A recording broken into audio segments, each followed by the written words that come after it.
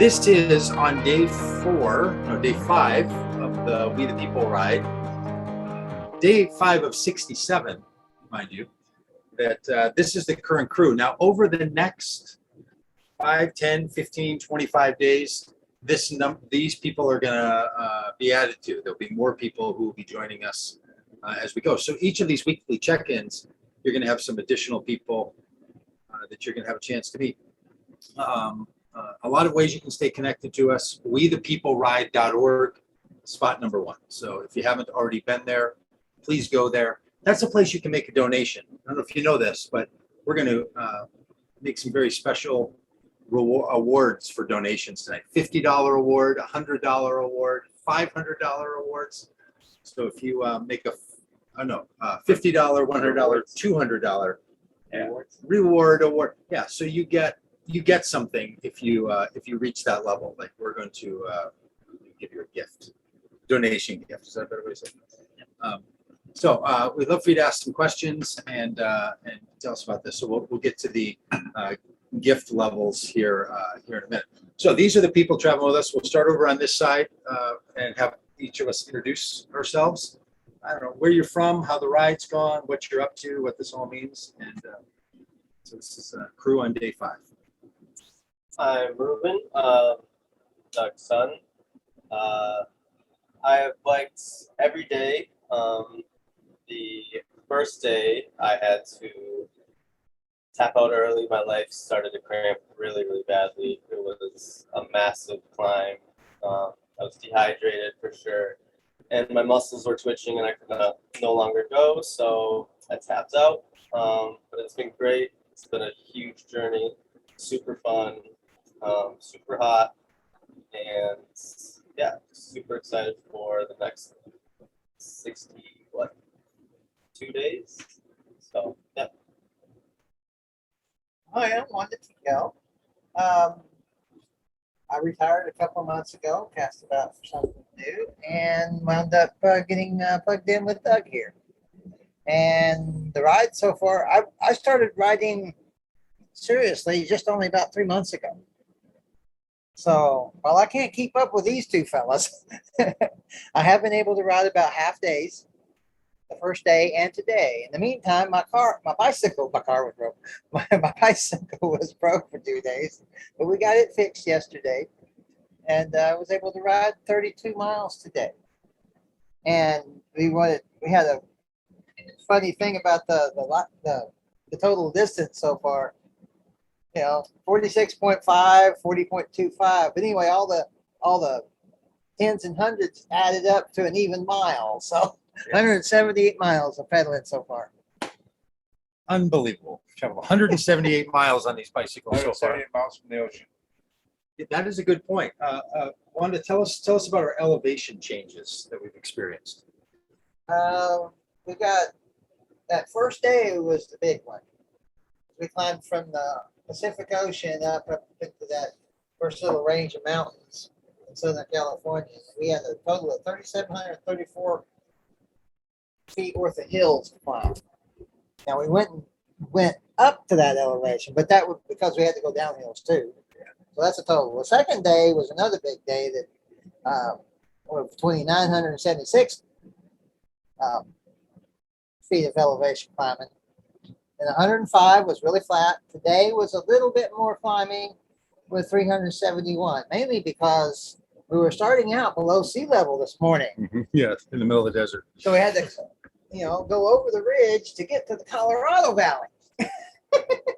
So I'm Doug Padgett, giving leadership to this project, and have so far ridden all of those miles every day.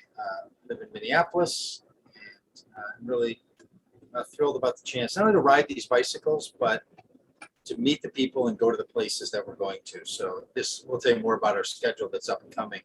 But one of the things I'm reflecting on as we go is that sometimes the space in between is as important as the spaces, as the places themselves.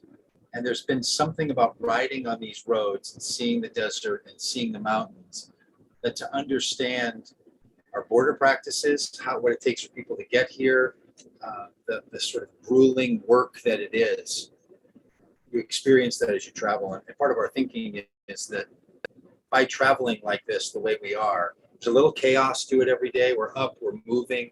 We are a migrating people, a pilgrimage. We're people on a pilgrimage.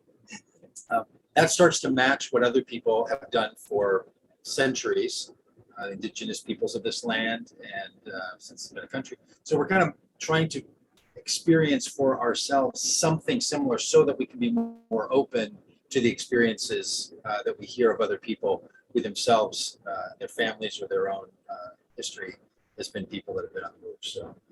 So anyway, that's partly why we're biking and what I've been thinking about is with that.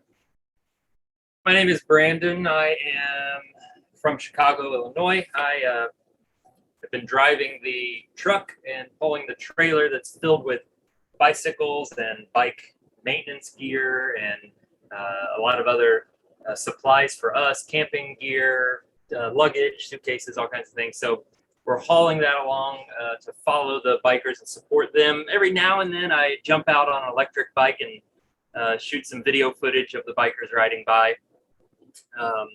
I would say the moments of interacting, the unexpected people that you meet along the way that you just, today I opened up my car door at the gas station and a woman just happened to be standing right there and wanted to talk about her family and she just, wanted to express as soon as she saw the van and saw what we were doing, she just wanted to add in her opinion on it all, her 2 cents of it all. And so, and that's actually really fascinating. And for me, part of the main reason that I'm here. So, and happy to be here.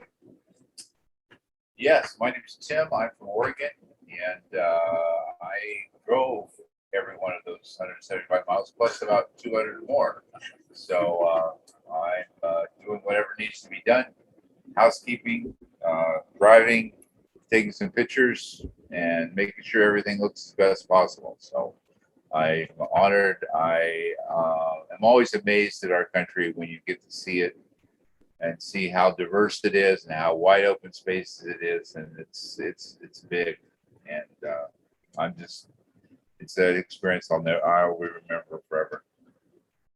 2 other people that you'll be hearing and seeing the work of, but not so much seeing in our film and photo, are 2 documentarians that are traveling with us, Kim Sullivan and Clayton Brown.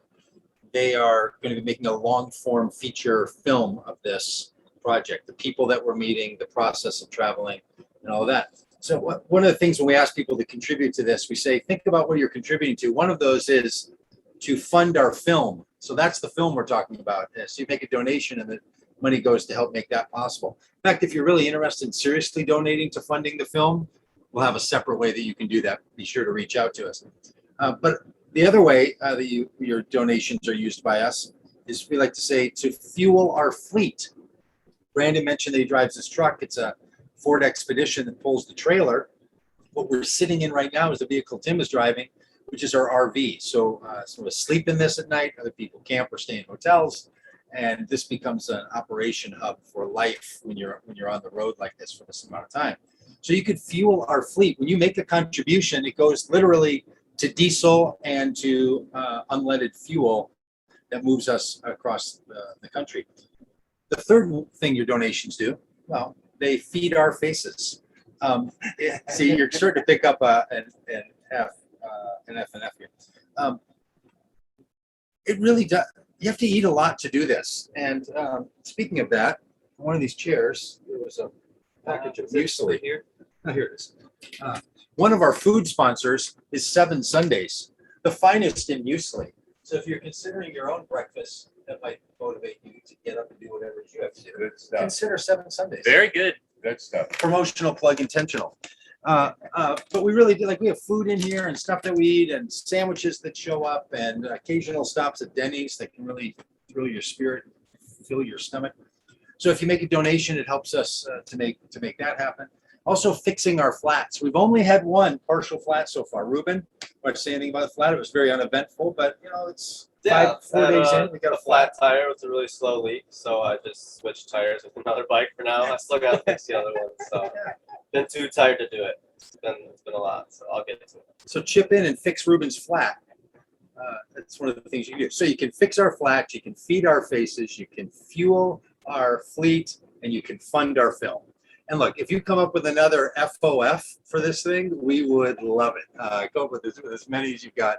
We'd love to hear from those. If you don't know what we're doing at all, go over to the We the People Ride.org website. If you're just watching this on one of the streams that we are partnered with or post to, and you don't know what we're doing, and maybe you want to join us. So we're really serious about this part. We'll be glad to answer questions for those that are on Zoom. And Britton will be watching any of the chat rooms, or any of the chat comments on social media. So feel free to put something there as well if you have questions or comments for us.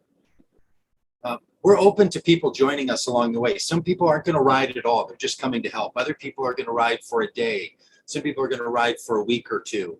Some people might join us and stay with us for the rest of the ride, which will end in St. Augustine, Florida on November 14th. We'd be totally open to you coming along and joining us in person somewhere. The route is on the WeThePeopleRide.org website, so you can find all of that on there. All right, so Tim, let's tell them about the funding levels right now, the awards, rewards, and payoffs. Okay. Well, we've got some wonderful things here. Speak real loud. This is a new limited edition T-shirt with our logo on the side. Take it right up to that camera. Take it right up to the camera. Yeah, just like QVC. Yeah, Just like QVC. Yeah. Just like Diane Gill. There. So it's nice. And here's the sweet part. Here's the back. You won't see many of these around. So this is says love beyond borders. So this is kind of our little logo message tagline we've developed. We've got we've only got about 50 or 60 of these, so they go really fast. So get that, and then we've also got these sweet little. Oh, I definitely got to go up for this. These little lapel pin. How do I wear Camera's up at the top. There it is. Look at that. Boy, it's really weird. I should practice this. Anyway, they're about. That's what we felt like going over the hill. Yeah, they're about an inch long. Look great on your lapel, your tie tack. Just a little souvenir for us. Because you're supporting Or your backpack or your bike. Backpack, your Or bike, your hat. And Yeah, then, speaking of hats. last but not least, speaking of hats, you got these. This is really weird to try to wear. Trucker hats. It's not like Here. This is better.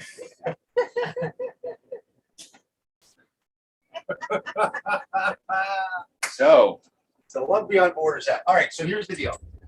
Look, we appreciate any contribution of any sort, but if you want the All pin, three. make a $50 donation. If you want the shirt, we'll give you a shirt and a pin for a $100 donation. You make a $200 donation, we'll give you the hat, the shirt, and the pin. Yeah. For $200 donation. If you want to make that over time, like you're like, hey, I'd love to contribute, I can't do it right now. When you go to the WeThePeopleRide.org website, the link to pledge it, if you say I want to pledge per mile that you ride and put a cap on it, then you won't have to make that contribution until November 14th when we finish. Or you can say make a one-time donation and you make that contribution right now. So all of that happens there. Here's the nice upside. This is all tax deductible. So if you're making so much money that you need these $50, $100, and $200 tax deductions, good for you. And we'd love to offer you that tax deduction at the time. So if you want to make one of these, if you really truly just want the hat and you don't want anything else, I don't know, reach out to somebody running this thing, Mary Beth or Bing or me or Brandon or Tim or Wanda or Ruben, and we'll figure out you can make a contribution and just get one of the things if you don't really want all of them. But we're trying to scale it up because we'd love to see a $200 contribution. Now maybe you think to yourself, well, I can't donate that much. Well, maybe you have a group of friends that could all go together and chip in. If somebody gets a pin, somebody gets a shirt, somebody gets a hat. One person, you don't tell them you get anything. They just, chip in $25 and they just get the good feeling of doing all that. All right. So if you have any questions for us, and you're on the Zoom, turn your camera on, ask those questions, and we'll be glad to respond to you.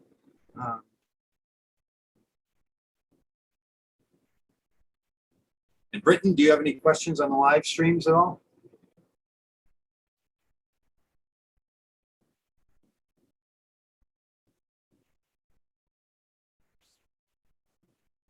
This would really be something if there were no questions of the Q&A. All right, well, let's do a little Q&As here ourselves.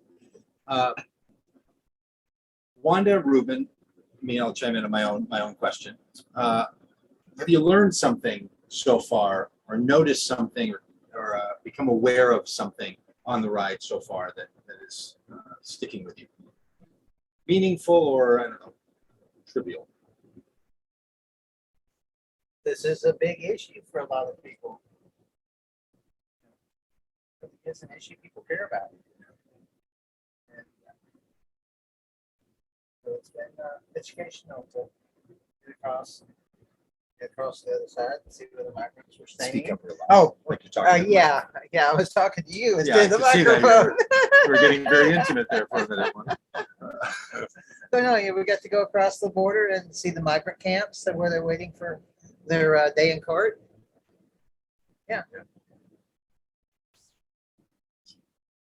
Okay, anything you've noticed, Rubes? While you're thinking of that, yeah. let me share this one. We were riding today, and one of the things we noticed is that there are so many kinds of asphalt and concrete. Like the infrastructure that exists to get 178 miles over mountains and through deserts is this wild mix of bumpy and smooth and black and white, like all this kind of wild infrastructure to make cars and bicycles and pedestrian spaces all possible. And I was thinking, we have figured out how to move people east and west, north and south in this country with incredible complexity of infrastructure. And yet when it comes to the issue of border practices and border policy and immigration, people seem to throw their hands up and say, well, it's really complicated. But so is all the land that we just went over. Like, it's really complicated to get over mountains and through deserts, but we figured out a way. So I guess Ruben and I were on a very bumpy road today, and just thinking like this part of the road is almost unusable. It was old. It was breaking from the heat. It was clearly uncared for. And I was thinking, that's what our immigration and border practices feel like. They feel old and decrepit, and they don't work well. That's not how they're supposed to work. And then you get off of that onto a new bridge, and it's smooth and it works the way it's supposed to. And you think, well, good, this feels like it's right.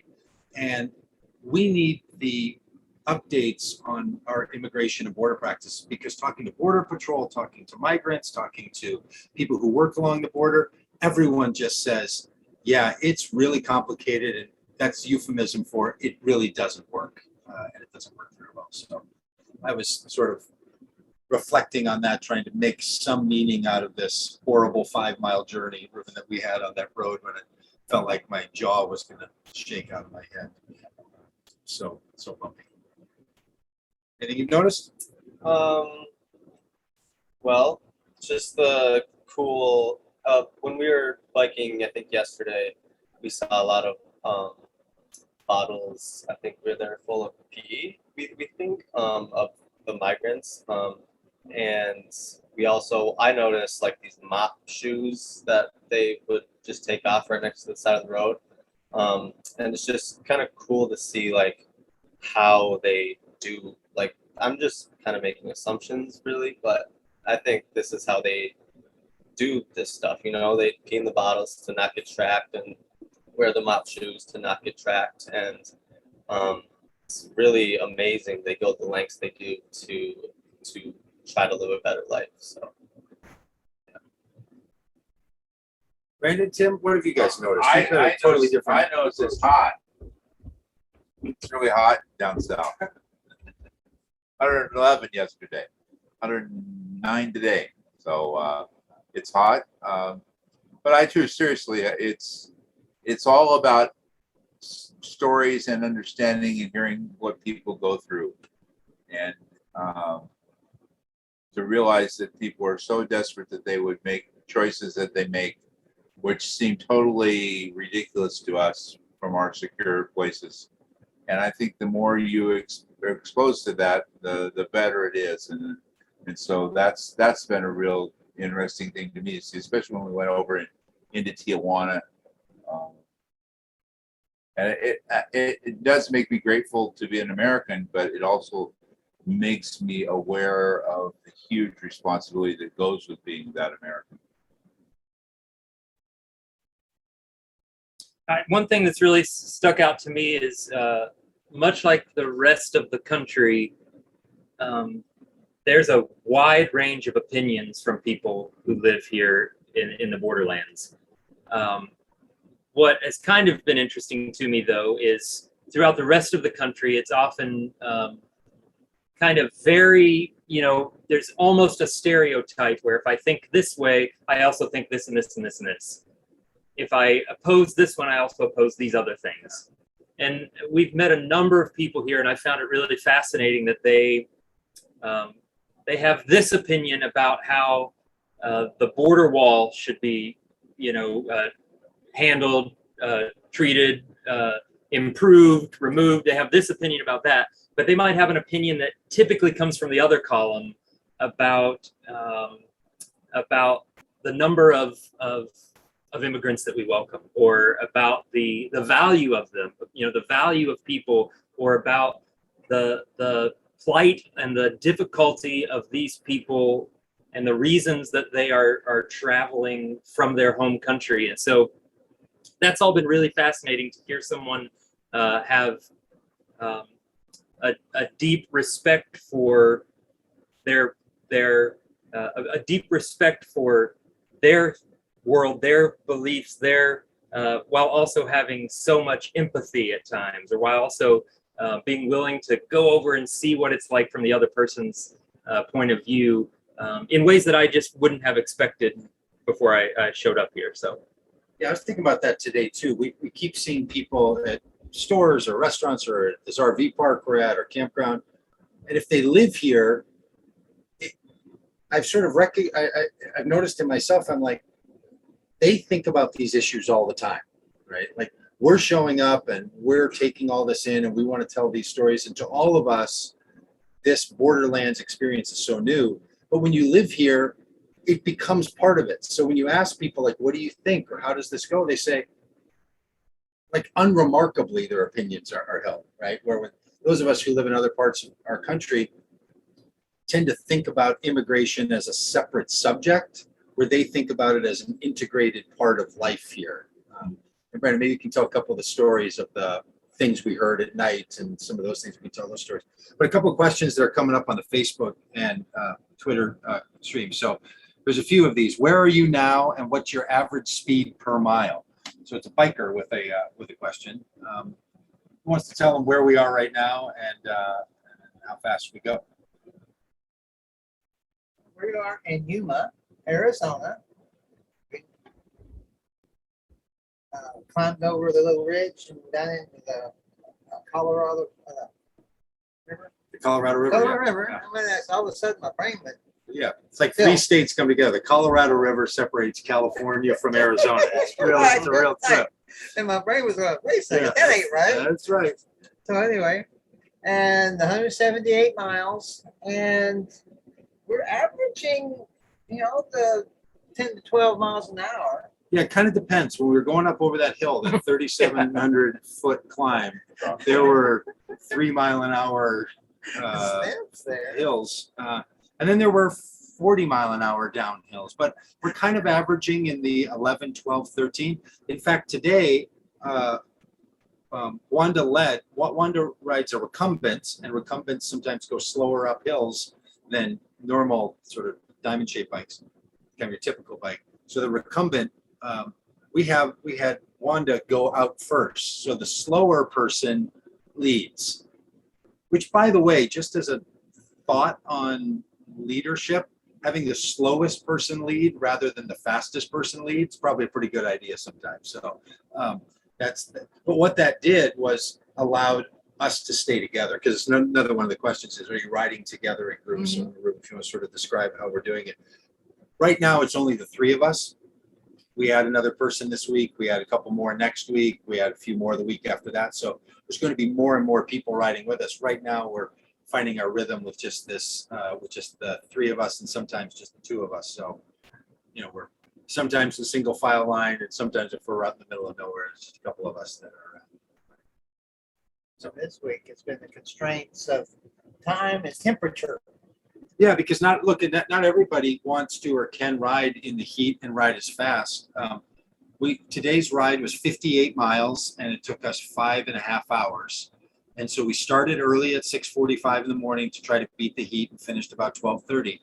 And that's something we're going to need to do every day that we're traveling through the desert here, which is for the next 2 weeks, because the temperatures get up into 100 plus degrees in the afternoons.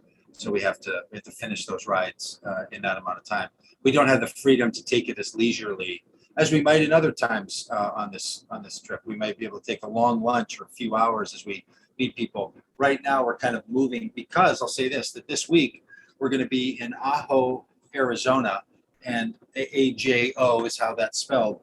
And Ajo, Arizona is one of the places where there's a group of what are called the Samaritans. They're all over this area, these groups that call themselves Samaritans. What they do is provide water and support to migrants who are in the desert. Just down the road here, we saw a sign that said, humanitarian aid should never be illegal. Here's why people have signs up that say humanitarian aid should not be illegal, is because if you help a migrant in the desert who's having a physical problem, their thirst or their body, you can be charged with a crime for aiding and abetting someone who doesn't have the right to be in this country. Now, that's recently been challenged in court when someone was arrested for this, but the fact that Samaritans, people of good conscience and goodwill, say there are people by the thousands over these last 10 years that have died out in these deserts, we're not going to let them die. We're going to go help them. That is something people have to fight for in this country, has to fight against our own federal government from passing laws that restrict people from helping someone who's thirsty and is going to die in the desert.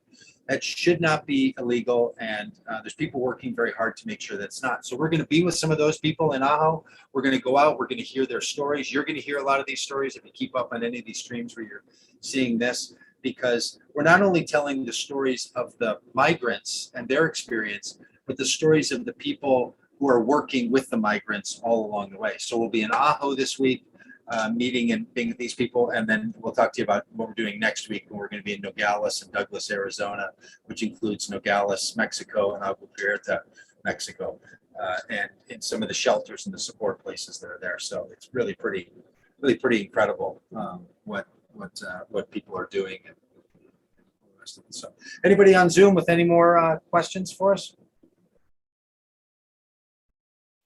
Our plan is to do this every Tuesday night at this same time. So we'd love for you to, stick with us on Tuesdays.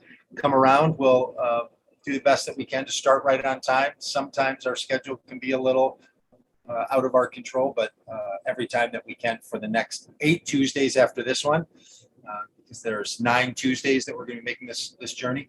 And we'll be doing more of a full report with a video every Friday. You can find that on Religion News Service, one of our partners on this, to be putting out our stories and then following along on all the social media and other pieces. So I know we've been trying to have a little fun with the contributions and all, but we are serious about it. We'd love you to feel like you're part of this, and if a financial contribution is a good one, please do. If joining us is a good one, please do that. If sharing this with other people you know would care about it, we'd love to hear that too. So I sort of set you up with maybe a story or two. Sure. Yeah, I think one of the ones that Ruben and Wanda and I experienced was we were at a KOA campground just a couple nights ago, and I happened to meet the son of the owner earlier in the day, and he was telling me a few stories about how over the years they've sort of had to clean up the campgrounds. The previous owners had kind of let it fall into disrepair, but they did repair it. And so they spent a lot of time and money to do that, but then also they had to take into consideration the fact that there were migrants crossing in this area frequently, very frequently. In fact, sometimes during the middle of the day, he said, sometimes almost at some point every week during the middle of the night. And so didn't really think anything about it at the time, but we all woke up around 3 a.m. in the middle of the night with dogs going nuts. I mean, just dogs sounded like they were attacking each other. And I found out the next morning that a group of migrants had crossed the right next to the campground on the ranch, right next to the campground, where the owner keeps dogs for that purpose so that he can be alerted to anything that's going on his property, right? And so it was just that was just one moment there. And then a few hours later, the next day here, I'm at a gas station and talking with the woman who works at the gas station, and she's telling me about how there's presently, while we're speaking, a migrant sleeping under the diesel tank, and he's been there for a couple nights. And so, this is 104-degree temperatures right now. It's the fact that is surrounding us almost daily in our experience here has been really eye-opening, and just really it's heartbreaking. It's really heartbreaking. It's something that kind of a piece of you just like reaches out for something better. Yeah, totally. You might say to yourself, well, why don't they travel into the country some other way? Let's just cut straight to it. There is no other way for many, many people who want to come to the United States to work or to support their families to come to this country because of COVID right now. But in addition to that, because of the limits that we put on how many people from each country are allowed into the United States, if you were deported from the United States and tried to reapply to come into the United States, it's a 10-year waiting plan. But at least there you have a number that it's 10 years. If you've never been to the United States before and you just want to come to the United States to work, or you need to flee some sort of pain or difficulty in your own country, the asylum process, it's undefined. Right now, it's all on hold. People are living in migrant camps in Mexico. We met them. We stood outside of one of those camps in Tijuana. We're going to see those camps in the other places that we're traveling to. There's no clear path to getting in. And then if you just want to come in as a normal person migrating to the United States, you don't really even know how to get in line. There is no line. So our system doesn't work. So when people are then making the decision to get here, they then have to partner with some other way to get here. And I'll just say, if you think that that's so outside of your own norms and what you think is appropriate, if you found yourself in strife and struggle and you knew that 200 miles, 300 miles, 1,000 miles away was a different life for your family, would you really just say to your children, well, they won't let us. Those are the rules. Can't get in line. Everyone I know, I think everyone sitting here would say, oh, we're going to do something. And that's the predicament that people find themselves in. So we call this the We the People ride, because the fundamental question is, who's included in the we of this country when we say we the people? We have a long history of including a lot of people, and we have a long history of excluding a lot of people. And this has been an operative question since the preamble to the Constitution, where the phrase "we the people" was utilized, and it's still the question today: who's allowed to be part of this country, and under what conditions, and under what circumstances? And we know that wealthy people, we know that people from certain countries are welcomed in. So we know how to do some immigration. Have we found a way to do appropriate immigration? Now, you'd be surprised by the numbers. You'd be probably surprised to know that legal and illegal immigration is down from what it has been in past years, that it's at a fractional number of any time. It is shocking. On our next Tuesday, we'll do a little trivia game with you on some of the facts about immigration. And frankly, you'll likely find them to be surprising about the story of immigration in the past and the story of immigration today. So yes, it's a complicated issue, but it's also a person and people issue. And as Brandon said, I think so eloquently, we can do better than this. I'm going to preach just for another minute here. We met with Border Patrol, and they wouldn't let us video record what we did with them, but we know their stories, and they met with us because they want us to tell those stories. It was the public relations people. They're very proud of the level of infrastructure that they've built to keep people out. The wall, the tracking equipment, the technology that they have, the training that they have, the trucks, the number of people. We are spending billions of dollars to keep people out. So if you say to yourself, well, what would happen if all those people came in? How would we ever afford that? The cost of trying to keep people out. And then we asked them, how's it going? And they're like, the numbers of people crossing into the country are higher than ever. We're at a highest now, maybe not historically, but in the last number of years, it's way up. So it makes you ask a real question. Is it working? So this is what we want you to get fired up about, want you to start asking, want you to start thinking about. And part of the reason we're going to travel for 65 more days is we want to give you 65 more days where some people you know, some people you might want to like are down here trying to ask these questions. We want to take you along on the journey with us. So, all right. Anything else, anybody? Yeah, I would just say that thinking about the wall, it reminded me today of something I've heard several times in my life, and really applies to many places around the world. But the thought that, brick by brick, you build a wall for safety and security for yourself. But sooner or later, you end up in a prison of your own making. And I think this is another kind of example of that, because our whole idea is to protect ourselves, and suddenly you've isolated yourself from the rest of the world. So the whole idea of a wall can get out of control very quickly.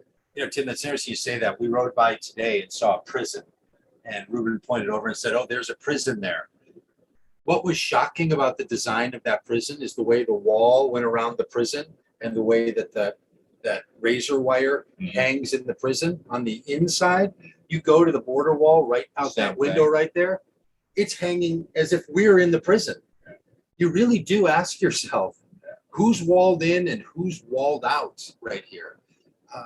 And it functions as a story. All infrastructure is a story. It's like you start hanging around your architecture friends, they'll say every physical creation tells a story. And one of the big questions for us in this country is what story does this tell? Like, we knew what Donald Trump wanted that wall to do. He barely built any wall. He was horrible for immigration in all the ways they use the power of the federal government to make things worse for immigrants. But he just wanted more wall and more wall. When people asked him why, he said it's because of what it represents. And every day when we ride on these bikes and look over and see that wall, I just think, I remember a president of the United States back in 1988 saying, Mr. Gorbachev, tear down this wall, and that was a wall in another country that separated the German people from the East German people. You just think, are we going to reach some point where people will glance back at this wall and say, what was this country doing? I think it's just one of those periods that we're going to look at, like we look at all the other hard realities of the story of this country and the story we were trying to tell, and say, wish it hadn't gone that way. So, yeah, it's another physical example of where fear leads you. All right, friends, thanks for being with us. We'll tap in next week, and if you want any of these fine, Feliz Navidad. fancy We the People swag, we'd love to give it to you.